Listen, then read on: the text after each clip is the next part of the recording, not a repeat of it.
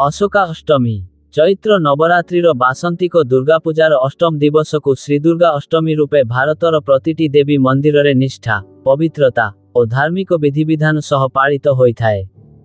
आम ओडिशा रे एही दिवसटी को आमे अशोकाष्टमी रूपे पालित हुए।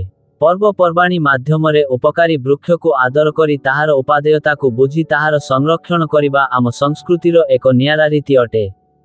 बौल अमावास्या, अन्ना नवमी, चंपक द्वादशी, तुलसी उद्यापना व्रत, बर अश्वत्थ विवाह, बिल्व बरण तथा पूजा अर्चना रे पंच पल्लवर विधि विधान रहिअछि। रामायण जुगरे माँ सीतांकर अशोक बनरे रहिबा, अशोक वृक्षर स्त्रीरोग निवारण रे थिबा औषधीय गुण कथा मने पकाई थाए। शोक जर्जर मनीष शांति पाई डहल विकल हेउथिबा देखिबाकू मिलिथाए।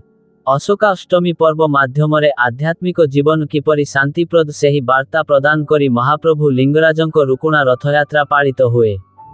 आद्य कैशोर रे सांग साथी माने परस्पर सहित अशोका बसी बंधुता को निबिड़ करिबार नियारा परंपरा कथा अशोका